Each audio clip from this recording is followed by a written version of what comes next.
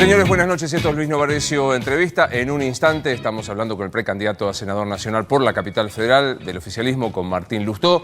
Mucho para charlar con él, no solo de lo que han sido los nombres, el cierre de listas, sino también de la economía. Me interesa, acaba de publicar un libro que recomiendo mucho, que tuve la suerte de ver incluso antes de que se publicara, y que intenta explicar de fondo qué nos pasa y cuáles serían los modos de salir de esto que nos pasa. Antes, una breve consideración. Ayer, en este mismo espacio, tuvimos una discusión, en el buen sentido de la palabra, con Graciela Camaño sobre el tema de primarias abiertas, simultáneas y obligatorias. Hoy el gobierno insistió, aunque se mostró con disidencias. Pichetto dijo que hay que respetar las reglas. Adrián Pérez, el secretario de Calidad Institucional, que dice que no tienen sentido tal cual están. Yo, hasta todo el partido, me parece que, y me gustaría preguntárselo a Martín, voy a ratificar lo que sigo diciendo. Las primarias abiertas, simultáneas y obligatorias, por ahora son solamente obligatorias para los ciudadanos. La política en general, los grandes grupos políticos, según las encuestas, no se han sentido obligados a ofrecernos alternativas. Por lo cual, nos obligan a los ciudadanos a ir a votar para candidato a presidente sin interna, para candidato a gobernador de la provincia de Buenos Aires sin interna, para candidato a jefe de gobierno de la ciudad de Buenos Aires sin interna. En algunas otras listas sí. Hay una propuesta que encabezan, entre otros, Luis Petri y algún otro diputado, para solo realizar internas en aquellas categorías en donde hay, efectivamente, contendientes. A mí no me gusta resumir la política en términos numéricos, en términos económicos. Hay que decir, sí, que cuestan 4.500 millones de pesos, dicho por Rogelio Frigerio, el ministro de Interior. Y uno puede decir, es mucho más importante el derecho a votar que 4.500 millones de pesos. Absolutamente sí. En laboratorio, sí. Ahora, en términos de los ingleses, que en materia de derecho inventaron muchísimo, no diría casi todo, pero cerca, decían que el que aplica la ley casi como una derivación aritmética de un tema es el problema más injusto, y por eso inventaron el concepto de la equidad, que es mirar las circunstancias del caso. Es pregunta que yo me hago. En estas circunstancias del caso, donde no hay internas por decisión manu militari de los políticos, obligarnos a ir a internas al solo efecto de cumplir formalmente la ley, ¿valen 4.500 millones de pesos? Algunos explican que esto es que el proceso ya está lanzado, que hay que hacerlo. Yo recuerdo que procesos lanzados en la Argentina que había que hacerlos cambiaron. Ejemplo, circunstancia totalmente distinta, 2003, la jueza María Servini, la misma que está todavía hoy con competencia electoral, dijo: hay 3 personas peronistas que quieren presentarse bajo el emblema del peronismo, Rodríguez Sá, Kirchner y Menem. Autoricémoslo porque una circunstancia del caso amerita que esto suceda. Digo, se puede buscar el modo. La pregunta es, si solo estamos obligados a ir, o la otra opción es desobliguemos a los ciudadanos a que vayan. ¿Cuál es la explicación? Que para los grandes grupos políticos sirve como una encuesta, para generar temor o entusiasmo. Temor, si hay mucha diferencia del que no llega a juntar votos, entusiasmo, el que tiene mayor cantidad de votos. Yo digo, qué caro que vendría a ser el temor y el entusiasmo de esta gran encuesta. Bueno, en cualquier caso, no da la impresión de que pueda llegarse a tiempo a un acuerdo político, porque si todos los partidos en el Congreso, en sesión extraordinaria, de paso algunos visitarían el Congreso, que este año no han tenido la ocasión de ir a visitarlo a pesar de ser diputados y senadores, si no hay un acuerdo rápido o si no hay una decisión judicial, esto no va a suceder, pero sostengo la idea de que un buen sistema que venía a romper el dedo autoritario de las corporaciones políticas para nombrar a los candidatos no logró romperlo, porque sigue habiendo dedo, sea Mauricio Macri, sea Cristina Kirchner, sea Roberto Lavagna, y los otros no han generado internas, por lo menos en los cargos más importantes. Entre otras cosas, hablo de esto con Martín Lustó. Señor, ¿qué tal, Luis? ¿Cómo estás? ¿Cómo Gracias estás? por venir. Gracias a vos. Acá tengo el libro que súper recomiendo, que es Debajo del agua, una inmersión en los problemas argentinos y sus soluciones, que anda súper bien, por lo que vi. Sí, sí, que es la idea de los libros, en particular de este, que tiene diagnóstico y tiene propuestas, es que circulen y que se lea. A mí no me molesta que lo lean de cualquier manera. A mí me entusiasma, porque digo, a priori vos, si vas a escribir un libro de economía, la gente quiere leer ficción, otra cosa. Me entusiasma que digamos, es una medida arbitraria, que sea un bestseller, que lo es, quiero decir, que está entre los más vendidos. Sí, y la verdad es que hace un tiempo yo escribí 5 libros. El primero es más académico y se utiliza en la facultad para explicar la coparticipación, que es cómo se reparten los recursos, cómo se recauda y cómo se reparten los recursos entre las naciones y las provincias, y el sistema previsional. Se vendió poco A mí me gusta ese libro, igual que otro que hicimos con Javier González Fraga que se llama Sin atajos. Pero hay un momento que aprendí que hay otra manera de escribir para que a la gente no le sea un esfuerzo. Me lo enseñaron unos chicos que eran periodistas que agarraron un libro que terminó siendo Economía 3D.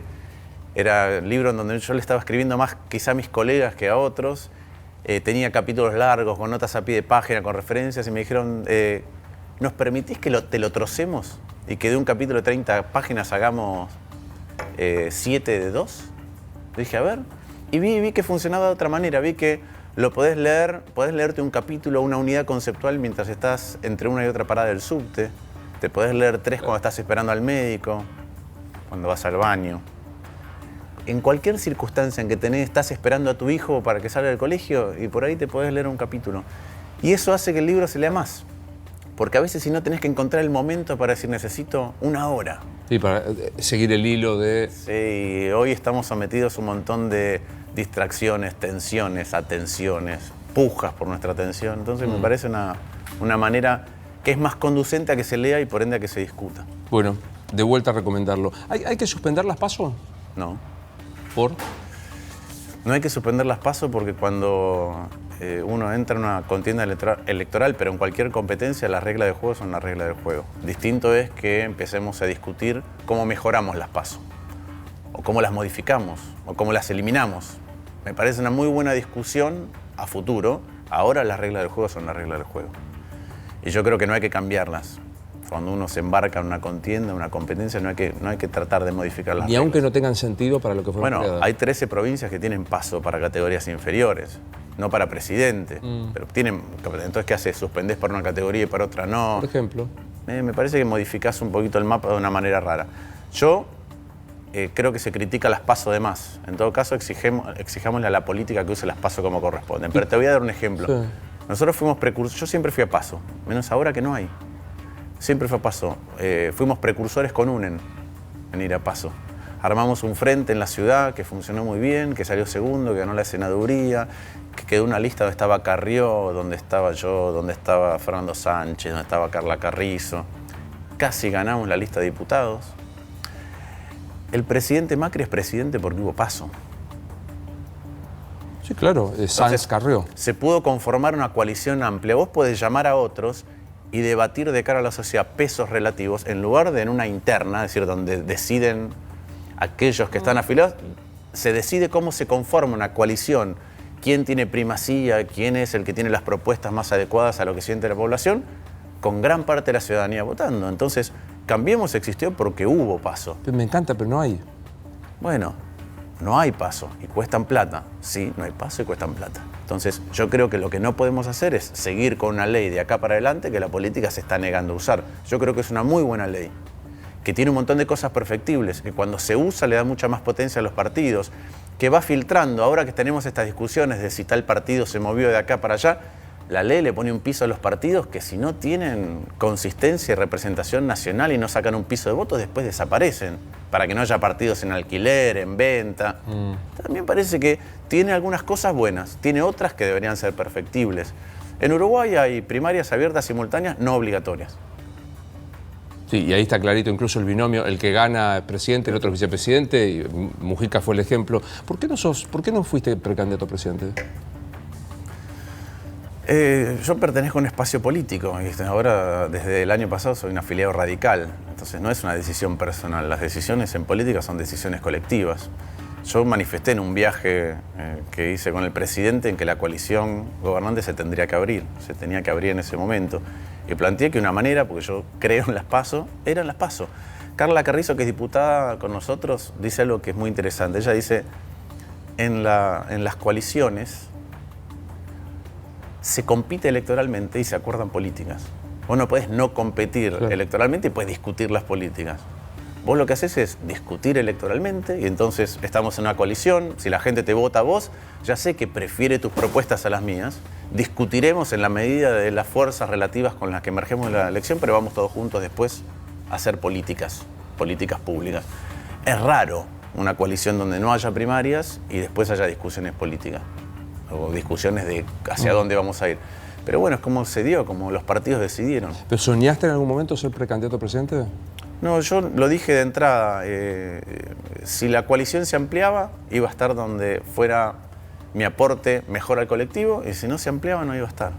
Se amplió. ¿Vos sentís que cambió? Sí, yo siento que se amplió.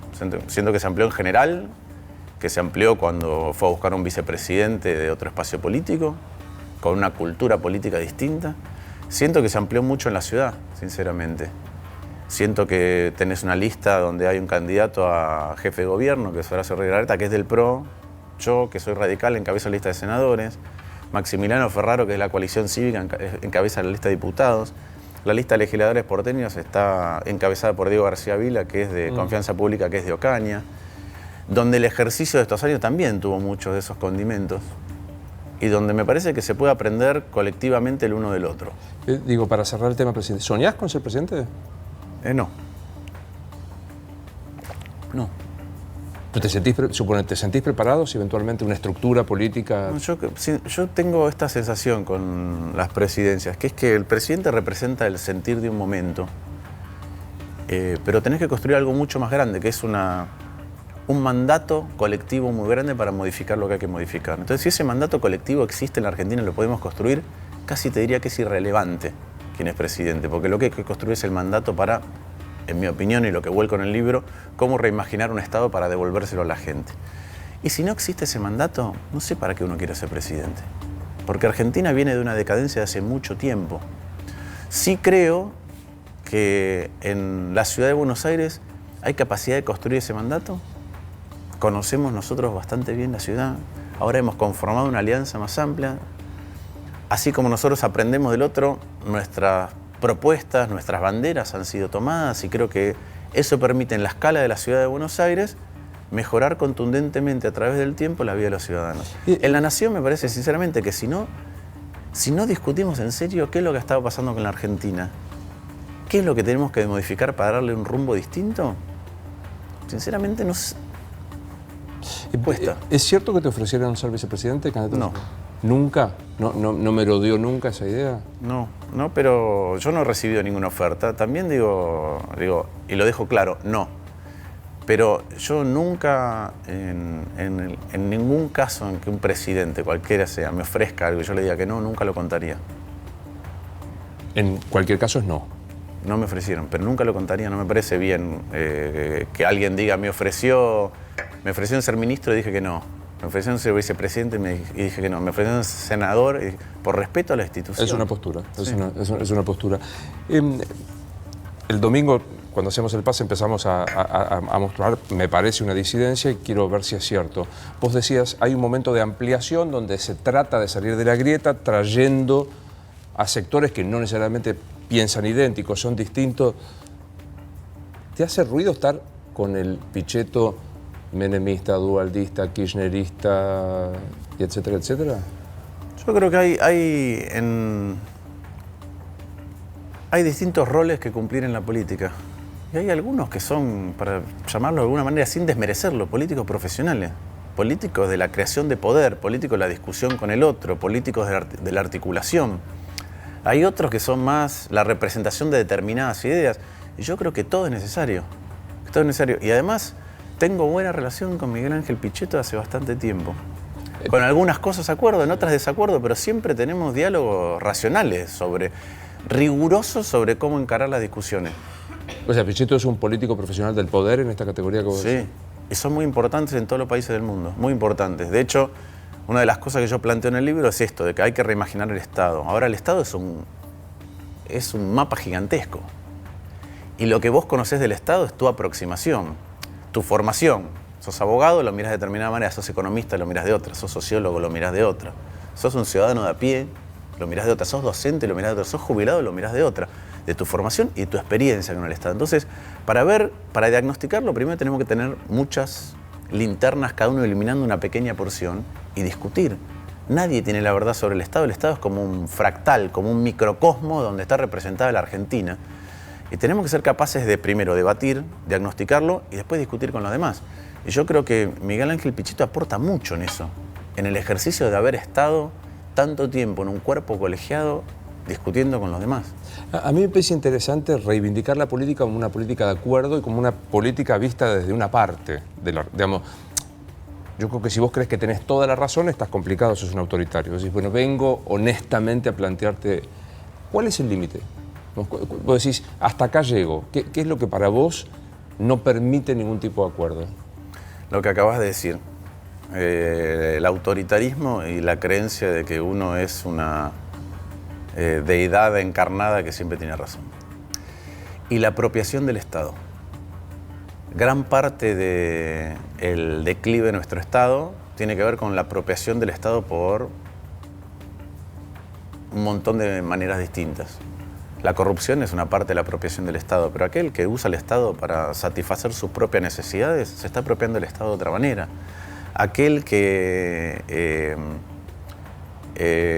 al no hablar con los demás dice, bueno, yo voy para allá y no discuto. Yo creo que el kirchnerismo tiene esa matriz. No todos los kirchneristas, quiero hacer esta distinción. Yo tengo muy buena relación con muchos kirchneristas, pero hay una matriz más profunda, más enraizada, una parte que es, no me vengan a contar que las cosas son distintas de lo que yo pienso. Y ahí, sinceramente, yo no he visto. Una vez le escuché a Eduardo Menem en un homenaje a Alfonsín que hicimos en la Universidad de Buenos Aires, en la Facultad de Ciencias Económicas, decir que Alfonsín entendía que la política es consenso, por un lado, pero no siempre se puede alcanzar, y racionalizar el disenso. No vale cualquier manera de tener disenso. No vale aplastar al otro, no vale agraviar al otro, no vale cambiar las reglas para ganarle al otro. En esta categoría que vos ponés, tu límite es el autoritario dogmático que se aprovecha del Estado en corrupción, separado todo junto. Y otra manera de apropiarte del Estado es el populismo. ¿Cristina es tu límite? Sí, Cristina, sí.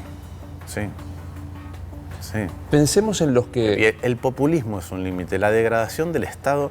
No conozco ningún país del mundo que haya progresado de manera sistemática desde la pelea permanente y desde el populismo. Que hay un economista, historiador radical que para mí define muy bien qué es el populismo, que es Daniel Larriqueta, que dice que es la subordinación permanente del largo plazo al corto plazo. Entonces yo te destrozo el futuro para crearte un presente que no es ni siquiera sustentable en el tiempo. Y eso lo que ha hecho a través de los años en la Argentina, las décadas, es destrozar el Estado.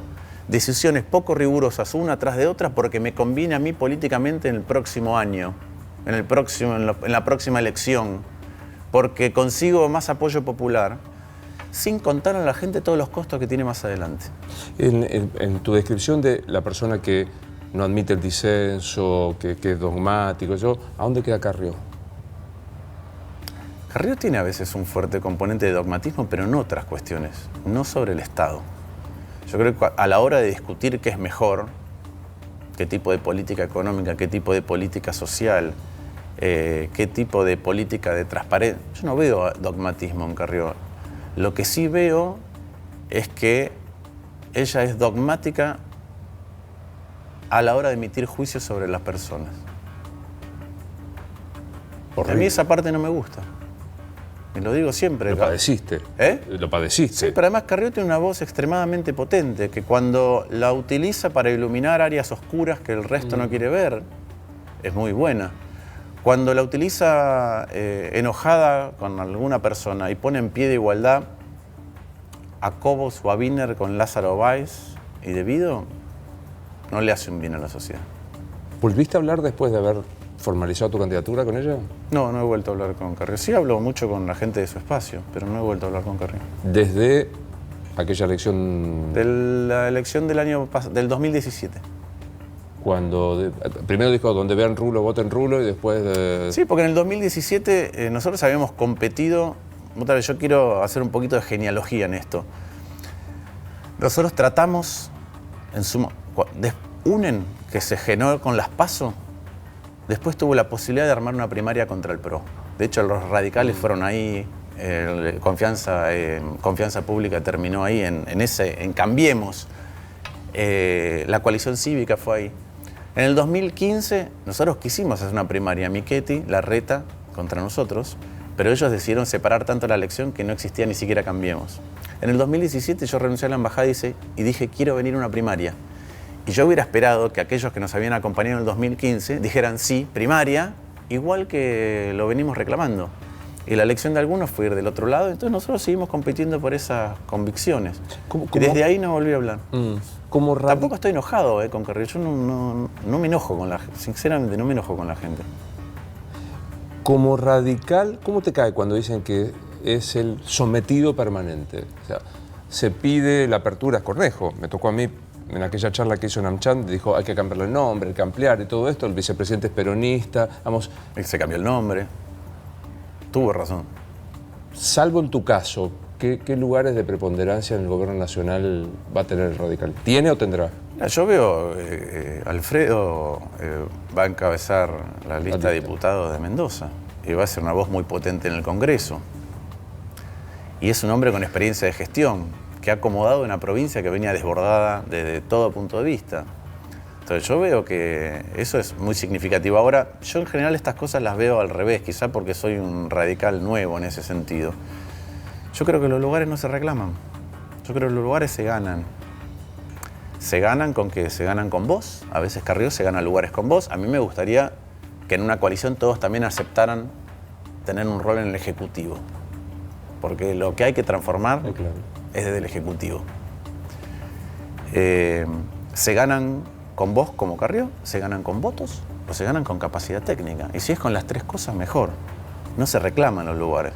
Entonces yo aspiro que el radicalismo lo que tenga es una cosmovisión, que tenga una interpretación de la realidad global, una interpretación de lo que le pasa a la Argentina y propuestas para modificarlo. Y en función de eso, que vaya a buscar el aval de la ciudadanía para comandar esa coalición en algún momento. No creo que se tengan que reclamar. Creo que hay una parte del radicalismo que sí tiene comodidad con la pertenencia al Estado, no con ir a transformarlo. Bueno, eso es, por un cargo me quedo cómodo, pero no... Sí, yo creo que yo hago a veces una tipología, que digo, ¿con quiénes quiero trabajar? Y digo, ¿querés estar adentro o afuera? ¿Querés estar adentro o afuera de la política? Adentro. ¿Por qué? Porque como dice un amigo mío, que ahora es candidato en la lista de diputados, dice, nosotros hacemos política para resolver los problemas generales. Los problemas particulares los resuelvo. Si cuando bajo en mi casa hay alguien que está durmiendo en la calle, le puedo llevar comida, le puedo dar plata. Es un problema particular, lo resuelvo. El problema de todos aquellos que no tienen hogar donde dormir o tienen hambre, lo tengo que resolver a través de la política. No, yo estoy de acuerdo. Segundo, adentro y afuera del Estado. Adentro, pero para transformarlo, no para vivir del Estado. 3, adentro o afuera del mundo. Adentro del mundo. Yo quiero trabajar con todos los que piensen así. Yo creo, ahora que estoy más viejo, que la posición testimonial de que siempre le encuentro un obstáculo para desde adentro transformar las cosas es en realidad mucho más cómodo que meterte adentro y embarrarte. O sea, sí. ¿Hay mucho barro donde estás? Y hay barro por todos lados, sí. Hay barro por todos lados. Uno de vez en cuando ve las salpicaduras. Pero también es cierto, siempre es más cómodo. ¿Es más cómodo ser soltero o tener pareja? Es más cómodo ser soltero. Claramente. Es mucho más trabajo construir algo con los demás, porque hay diferencias. Es mucho más fructífero cuando sale bien. Ahora, ya que tomas esa metáfora, me gusta. Hay algo que es intangible, que se llama amor, por el cual vos te casás con Peterson. Trasladámelo a lo político. ¿Qué te enamoró de Macri? Mira, hay algo que Argentina tiene... Yo sinceramente creo que Argentina tiene que romper con el patrón populista. La mala administración de los recursos públicos y el desdén por el futuro hacen que las cosas terminen muy mal en muchos países, muy seguido, y a veces en provincias. Yo veo, ¿Santa Cruz tuvo plata o no tuvo plata? Sí. Bueno, ¿y cómo está? Horrible. Horrible. Entonces esa manera de administrar yo creo que no conduce a nada, aunque en el corto plazo te parezca que sí. Y yo creo que cuando los argentinos se hartaron en algún momento de los modos, del autoritarismo, de la discrecionalidad del Estado para tomar decisiones, de la cerrazón, a veces de la falta de sentido común, no había mucha gente para encabezar cómo se derrotaba eso. Y hubo, ahora presidente, pero en ese momento jefe de gobierno, supo encabezar una coalición y supo construir una coalición con otros. A mí me hubiera gustado que fuera distinta, que fuera más amplia, lo reclamé, pero supo construir esa coalición que generó el primer gobierno ni peronista ni radical de la historia de la Argentina, desde la ley Sáenz Peña. Y que lo otro que se ha achacado y que es el temor de muchos argentinos es si se puede gobernar sin ser peronista. Y ese mito también terminó. Entonces la pregunta es cómo construimos un futuro distinto. Ahí vos decís, el límite es el populismo, pero digo, ¿te enamora más? A ver, ¿es más el amor a Macri o el espanto a Cristina, tu cercanía? No, yo lo que creo que en política, al revés que en la vida de pareja, las sensaciones primarias no son de amor, ¿o no? Son de cuáles son las capacidades con las que se construye otro. Con tu pareja, la pareja tiene dos instancias, en mi opinión. La pareja tiene la instancia del enamoramiento, te llama la atención, te deslumbra, y la instancia de cuántas afinidades tenemos para construir algo en común. ¿Sí? Y creo que cuanto uno más grande es en edad, más racional se vuelve con la otra parte, más concreto en que la construcción de un espacio con otros, sea una familia, sea una amistad, requiere de mucha compatibilidad y de saber ceder y de saber construir, pero siempre está presente el amor. Cuando uno está tratando de transformar un país, ¿no? La sensación primaria no es de amor. La sensación primaria es con quiénes tenemos más posibilidad de trabajar en conjunto, con quién tenés más posibilidades de debatir en serio, quién escucha más. ¿Quién tiene modos que te parecen más afines a lo que es conducente a mejorar la Argentina? Y yo insisto, en algún momento la primera Cristina era quiero construir la socialdemocracia Alemania. El final fue horrible. Y no, más alejado de eso no puede estar. Yo siento también que Argentina es un país difícil, que es una de las cosas que yo hablo seguido con el presidente. Yo cuando hago un diagnóstico digo, ojo, porque Argentina en los últimos 50 años es el segundo país que menos creció del mundo.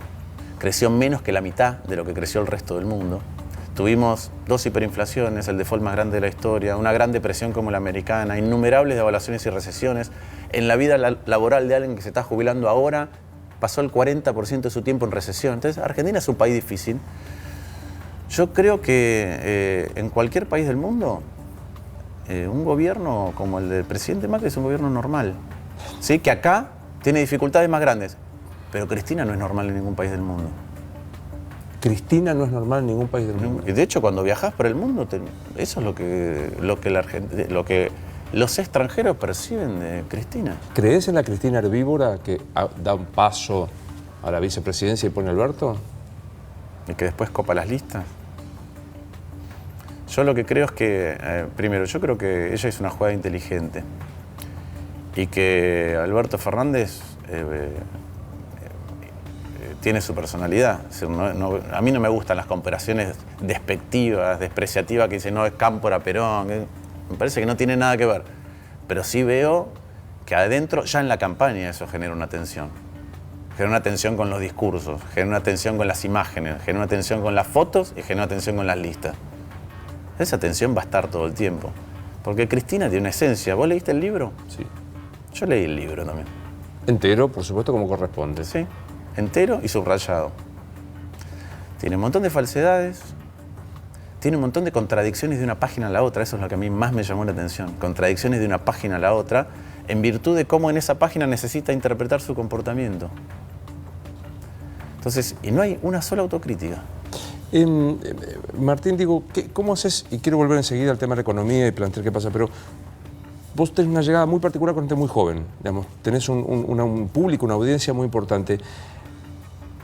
¿Cómo le explicas a la gente joven que dice, mira, no sé si afanó? Es más, hay gente que dice, no afanó, Cristina, estábamos mejor. Primero,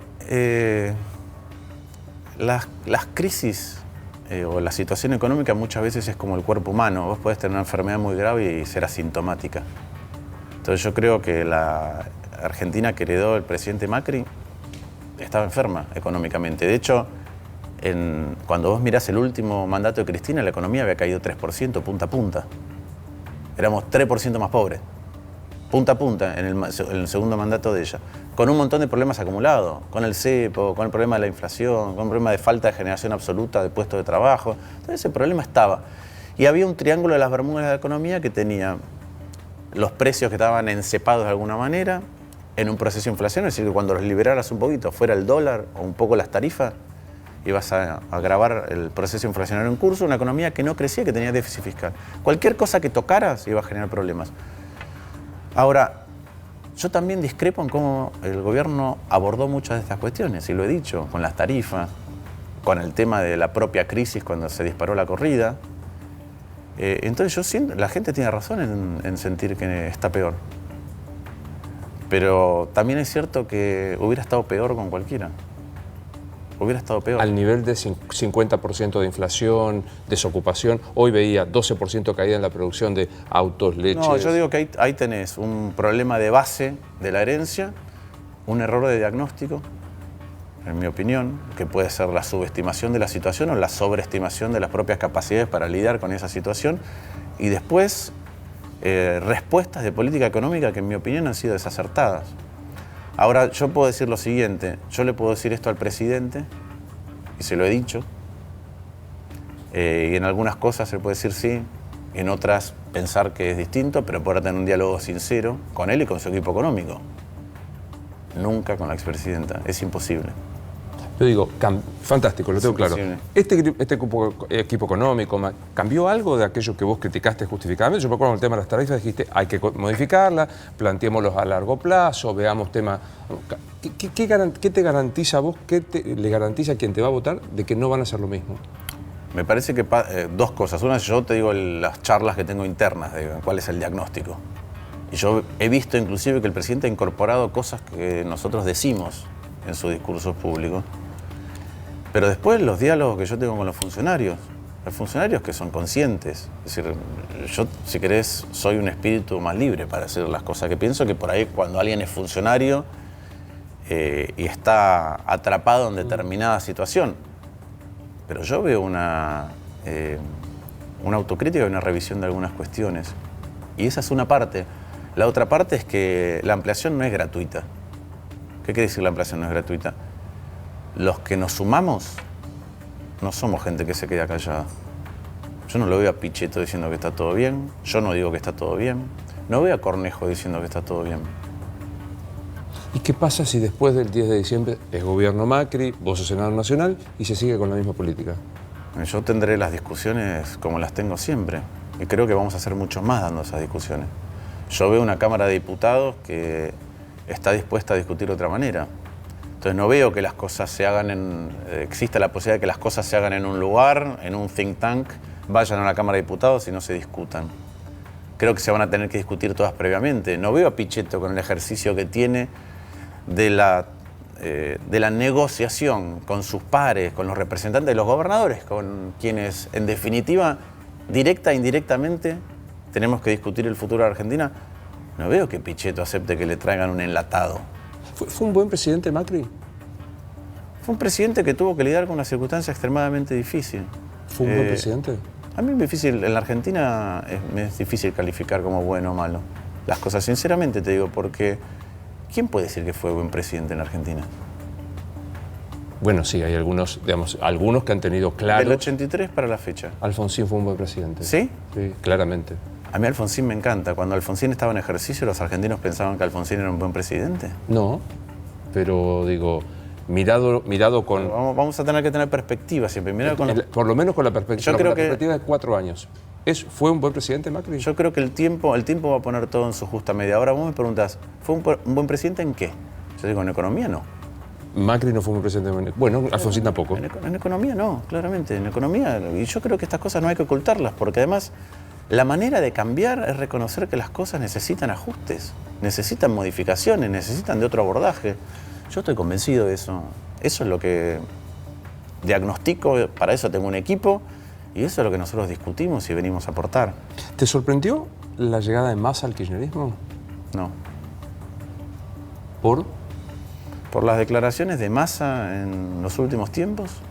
Es como una Argentina que se va polarizando en extremos y que cada uno se define por la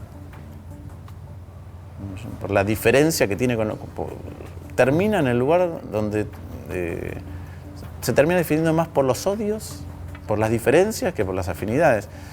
Y por otro lado, sinceramente, yo tengo diálogo con Massa, siempre me han dicho, van a terminar juntos. Yo digo, no, pensamos distinto. Siempre he contestado lo mismo, estamos en espacios distintos, tenemos una aproximación distinta a los diagnósticos de la Argentina. Y yo creo que él tiene muchas más similitudes con el kirchnerismo que con cualquier otro espacio. Siempre, o sea, no. Sí.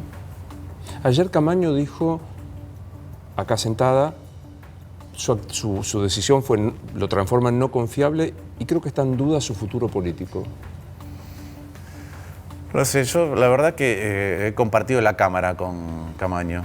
Es una extraordinaria diputada, que conoce la Cámara como pocos, el reglamento como pocas, y que tiene también una voz muy interesante y tiene una mirada muy profunda de la política inclusive de cuestiones legales. Pero no me animo a hacer esos vaticinios en Argentina.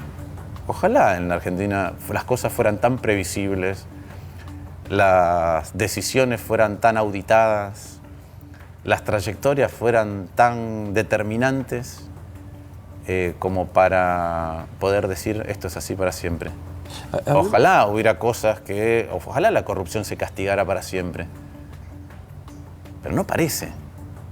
Entonces yo no me animo a decir que alguien terminó su futuro político, que tiene un futuro político brillante, que tiene todo por delante. Acá hay que trabajar todos los días. Dijiste algo que me pareció interesante cuando usted preguntaba sobre todo la juventud kirchnerista. La Argentina era un enfermo grave, asintomático. Creo que esta fue la expresión que utilizaste.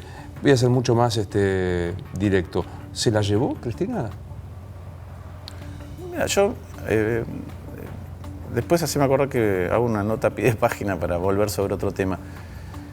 Yo cuando veo... yo no soy abogado, ¿sí? Y hay algunas, pero tengo algo de sentido común con algunas cosas. Hay algunas causas de las que tiene Cristina que no me parecen que tengan un contenido lo suficientemente importante, porque me parece que son cuestiones de decisiones políticas. Dólar futuro, el memorándum con Irán, a pesar de que en su momento yo no era diputado, vinieron diputados kirchneristas a decirme vos qué pensás de esto. Yo digo, yo no lo votaría nunca porque no puede salir nunca bien lo del memorándum con Irán, nunca. Pero... Una cuestión política no judicial. Pero creo que es eso. Ahora, de las otras, sí tiene que dar explicaciones. Y de los entornos de ella, tiene que dar explicaciones. Cuando vos tenés secretarios privados que se han enriquecido, amigos de toda la vida que se han enriquecido, gente que te acompañaba desde el principio que no tenía nada que se ha enriquecido, y un salto patrimonial importante, tenés que dar explicaciones. Pero no te pasa, digo, imagino que tendrás grupos de amigos, nada, fantasía medio, te encontrás Carla, Charri, Dupla, que dicen, no se la afanó a la plata. ¿Qué decís ahí? Me da una curiosidad, ¿te han dicho alguna vez eso? No he tenido este tipo de diálogos, pero la verdad que es parte de esta fantasía en donde es muy difícil poder corregir la Argentina. De mi lado hace todo bien, tu lado hace todo mal. Bueno, tu lado tiene que explicar que andan bolsos volando. Otra vez, Daddy Brieva se enojará porque dicen volando. Pero hay un secretario de Obra Pública que andaba con 9 millones de dólares en un bolso. Y que él mismo reconoció que tiró. Y tenés un secretario que tiene propiedades por todo el mundo, departamento de lo más caro de Manhattan. Daniel Muñoz. Pero digo, entonces, en esta pica que yo detesto, te van a decir, Macri amplió el blanqueo para los familiares. Está mal. El correo autonegocio. Mirá, yo escribí una nota siendo embajador sobre eso, sobre el correo. Y a mí el blanqueo para familiares no me gusta. Ahora la pregunta es, si lo que hacemos... en el libro cito una frase de Ernesto Tenenbaum que dijo, la Argentina es un país donde cada uno tiene razón cuando habla del otro. Entonces, si resulta que porque yo te tengo odio, todo lo que vos hiciste está mal, y todo lo que yo hago yo está bien, es imposible mejorar. Es imposible mejorar. Yo tengo que buscar las cosas que vos hacés mejor que yo para poder mejorar. Entonces, por ejemplo, este es el tipo de discusión que hemos instalado, quizá para mí tardíamente, porque a mí me hubiera gustado otra vez, primarias antes, en la Ciudad de Buenos Aires. Todos los partidos políticos de acá, del interior, todos los partidos políticos, me parece que tendrán que estar mirando y aprendiendo cómo el PRO, en la Ciudad de Buenos Aires, te planifica una obra, te la anuncia, te la termina en la fecha que te dijo que te la iba a terminar. Y por otro lado, ellos están aprendiendo de nosotros banderas importantes que nosotros levantamos en elecciones, que resonaron tanto que ellos las trabajaron. En esto comparto, ¿no? De que todo lo que hice yo está bien, todo lo que hizo el otro está mal. ¿Qué hizo bien Cristina? Cristina,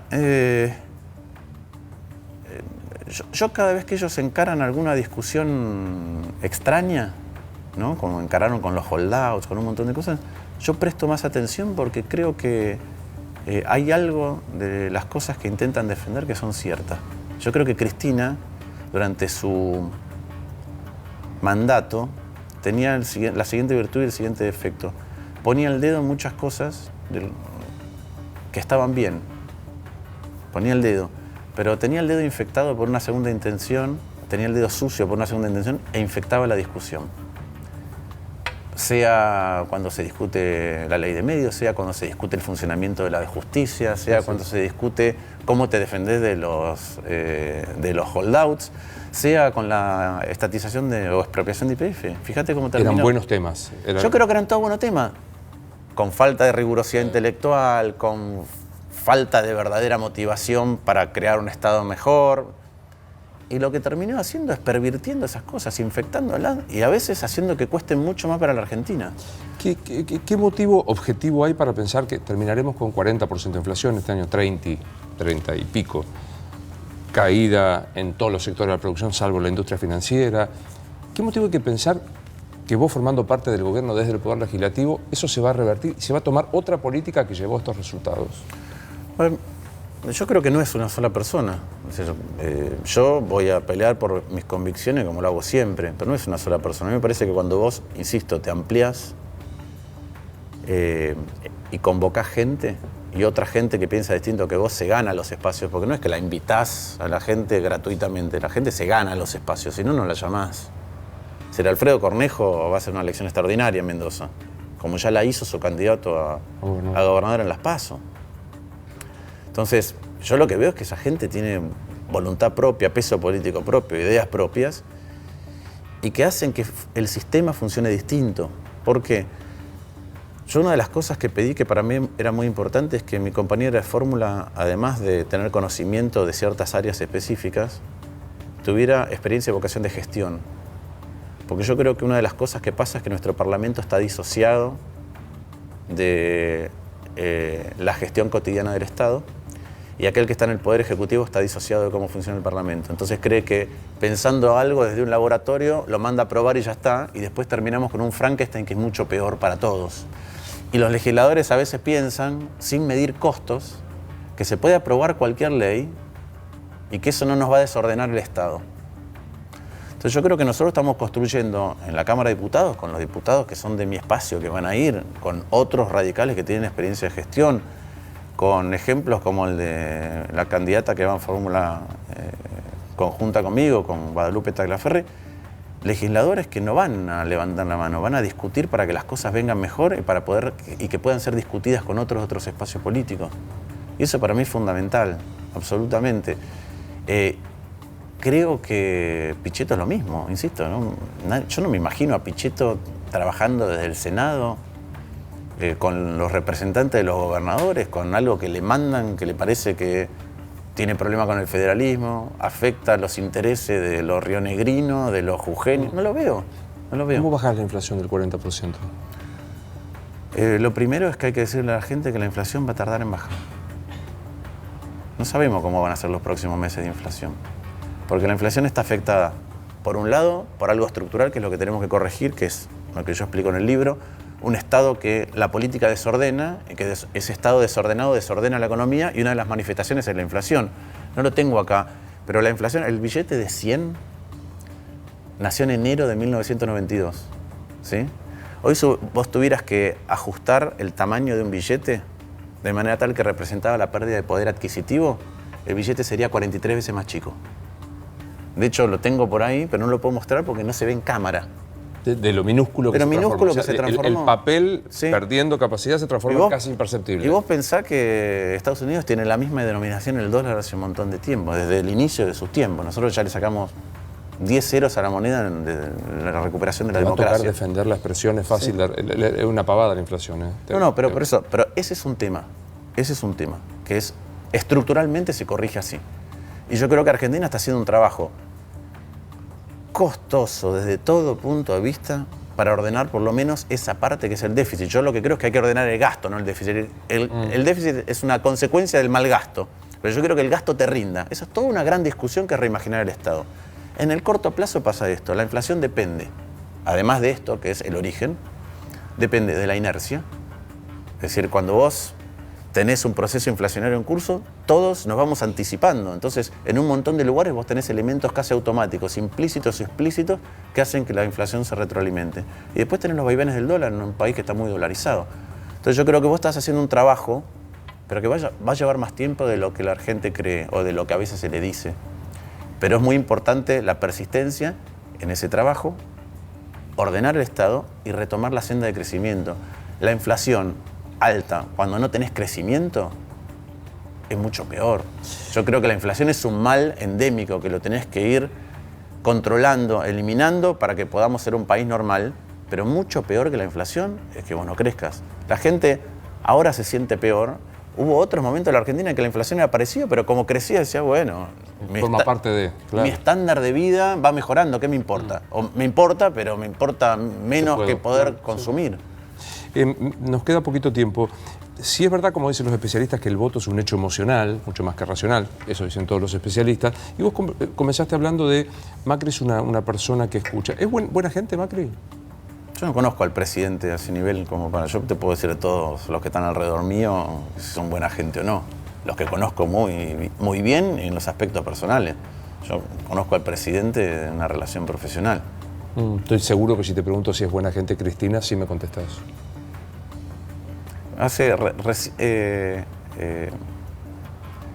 Otra vez, he tenido con Cristina una relación de 4 meses. Yo no te puedo decir si Cristina es buena gente o mala gente. Me parece importante para elegir mis amistades. Me parece importante para pensar con quién me caso. Yo quiero un presidente que sea capaz. Que sea capaz. ¿Cuánto tiene Gaspar, tu hijo? ¿Cuántos años? Sí. 6 años. ¿Qué 10 años le esperan a Gaspar en la realidad argentina?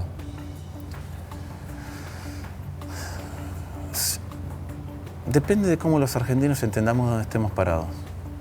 Yo creo que Argentina es un país extraordinario. Soy optimista en el sentido de que si no lo fuera, no haría lo que hago. Si yo no creyera que Argentina realmente tiene un potencial interesante para poder darnos a todos los argentinos un estándar de vida mejor y tranquilidad, sobre todo tranquilidad. El Estado, somos una sociedad intranquila permanentemente. Un mínimo plafón de horizonte de proyecto. A ver, este es un país en donde vos no sabés si llegás a tu casa por el transporte, por la seguridad y si llegás a fin de mes. No se puede construir con los demás una comunidad en ese bombardeo permanente. Entonces, lo primero hay que salir de eso. Pero tenemos que saber que los desafíos que tenemos no son menores. Que hace 50 años, no importa, cada uno le pondrá la cantidad de décadas que quiera, que Argentina viene fracasando.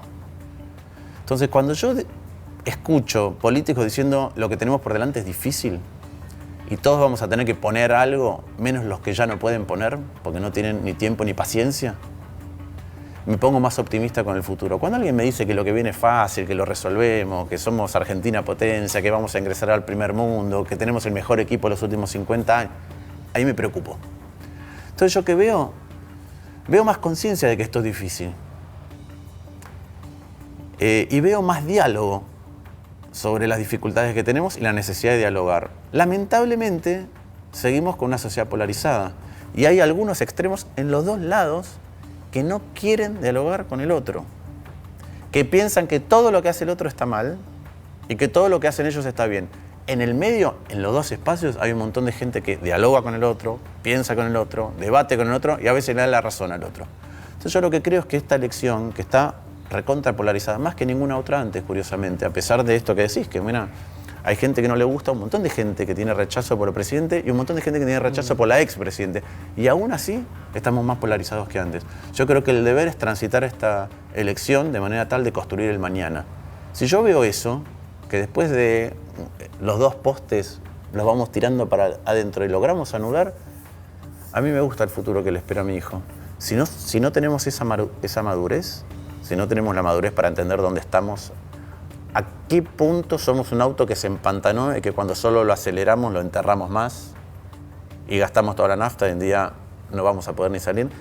Si en lugar de eso hablamos con nosotros y decimos, che, ¿dónde buscamos un tronquito, un taco para poner debajo de la rueda? ¿Estás para empujar conmigo? ¿Sí? Dale, empujo yo un rato a ver si lo sacamos y cuando yo me canso empujas vos. La verdad que entonces en ese caso me pongo más optimista con el destino de de nuestros hijos, de los hijos de todos los argentinos. En el caso de Gaspar, además, cuando Carla estaba embarazada, nosotros estábamos viviendo en Estados Unidos, en una universidad, en Yale. Y tomamos la decisión consciente de venir a tenerlo a Gaspar acá, para que tuviera ciudadanía argentina y no ciudadanía americana, estadounidense. Este es el país que amamos y este es el país por el cual yo quiero trabajar. Gracias por venir. Gracias a vos. Esto es Luis Novarecio Entrevista. Hasta la próxima.